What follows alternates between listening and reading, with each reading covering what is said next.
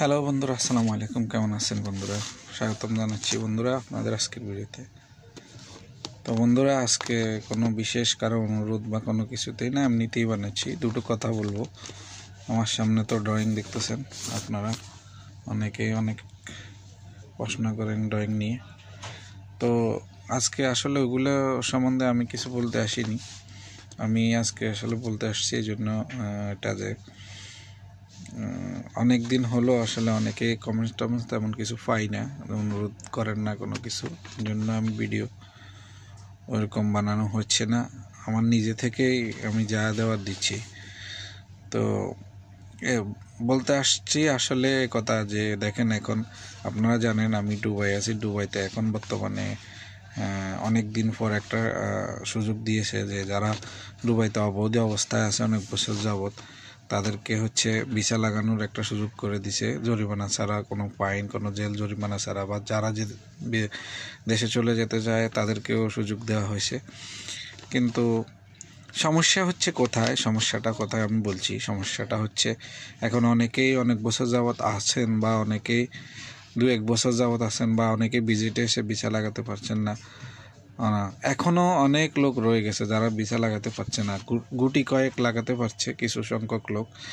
তারা কারা লাগাতে পারছে? যারা স্কিল ওয়ার্কার, যারা জানে কাজ, মোটামুটি কাজের অভিজ্ঞতা আছে, কাজ জানে, কাজ শিখেছে, এইসব কাজগুলো, এখানে টেকনিক্যাল কাজগুলো যারা জানে, তাদের চাহিদা সবসময় থাকে। তো তাদের কোনো সমস্যা হচ্ছে না। সমস্যা যারা কাজ জানে না, কোনো কিছুই জানে না। তো এই জন্যই আসলে আমি বারবার বলি আপনারা যে আসলে আমাদের দেশের লোকের আগ্রহ খুবই কম টেকনিক্যাল কাজের প্রতি, যার কারণে এদেরকে বিভিন্ন জায়গায় খাটাতে খুবই কষ্ট হয়। আমাদের কাছে অনেকেই আসে কিন্তু কাজ জানে না, ফ্রেশ, কিন্তু এই ধরনের লোককে চালানো খুবই কষ্টকর। আমরা গত 1-2 বছর যাবৎ অনেক লোককে ঢুকিয়েছিলাম আমাদের কোম্পানিতে, একেবারে পেশ কাম জানে না, কিন্তু লাভ হচ্ছে না ওগুলো আমাদের, বরঞ্চ অনেক সমস্যা হচ্ছে ওগুলাকে চালাতে। কাজে মানে কত লোক খাটানো যায়, ফ্রেশ লোক, জানেন, বুঝেন। একজন ওস্তাদের সাথে 2-3 করে হেল্পার, তারপরেও এখন চালানো যায় না। কারণ আমাদের দেশের লোকজনের কাজ শেখার প্রতি আগ্রহ যেন কেমন জানি কম। আমি কেন সেটা বলতেছি দেখেন, আমি এই ভিডিওগুলো যে চ্যানেলটাতে আপলোড করি, আমার আইডিতে, ফেসবুক আইডিতে আপলোড করি, তো সেখানেই আমি দেখি আসলে আমি 3 বছর যাবৎ ভিডিও মেকিংয়ের সাথে আসি, এগুলা টিউটোরিয়াল ভিডিও। তো আসলে মানুষের আগ্রহ অনেক কম দেখি এটার ভিতরে।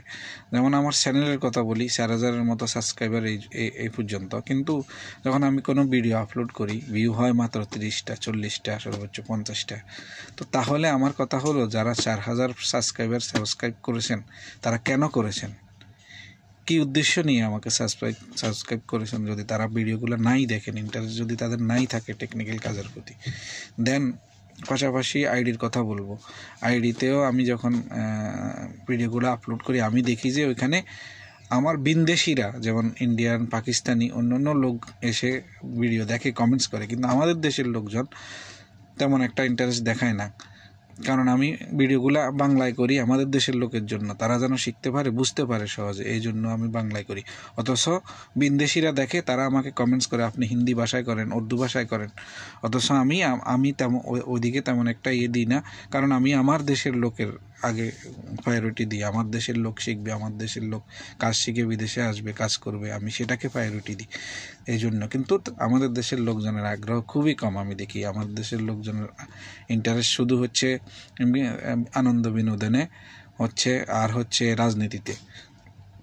রাজনীতি নিয়ে কাটা ছোটাছুটি করবে। আলুর দাম 400, ও কেউ বলবে 100, এগুলো নিয়ে শুধু দেখি অনলাইনে মাতামাতি করে। এই কাজের প্রতি তাদের আগ্রহ খুবই কম। তো এই জন্য আমি আপনাদের অনুরোধ করি, যারা আসলে প্রবাসে আসবেন, বিশেষ করে আমরা তো দুবাইতে আছি, এইসব কাজের হিউজ ডিমান্ড এই কাজগুলোর কারণে।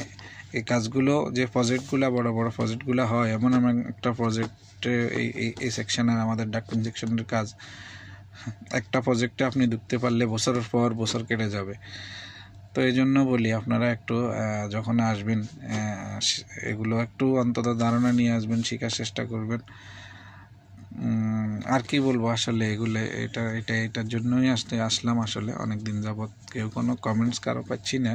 দ্বিতীয় হচ্ছে সেকেন্ড হচ্ছে যে এগুলা এখন আমরা দেখতে পাচ্ছি তো আসলে মানুষ কিভাবে হাহাকার করছে যে ভিসা লাগানোর জন্য। তো অনেকে সুযোগ দেয় না, অনেকে এখন বিশেষ করে এখন ইদানিংকালে লোক নিলে মানুষ ইন্টারভিউ দিয়েই নেয়, যাচাই বাছাই করে নেয়, এমনিতেই নেয় না। তো সুতরাং টেকনিক্যাল কাজের কোনো বিকল্প নেই, যেটাই শিখেন আপনি। আমি বলছি না যে ডাক্টিংয়ের কাজ শিখতে হবে, আপনি ইলেকট্রিক্যাল করতে পারেন, প্লাম্বিং, স্যানিটারি, অনেক কিছুই আছে। টেকনিক্যাল কাজের কোনো বিকল্প নেই। তো বাই বাই, ভালো থাকবেন, খোদা হাফেজ। আপনারা আমাকেও সাপোর্ট করবেন, আমরা আপনাদের সাথে আছি। এরপরে আপনাদের কোনো কিছু জানার আগ্রহ থাকলে অবশ্যই কমেন্ট করবেন। বাই বাই, আজকের মতো বিদায়।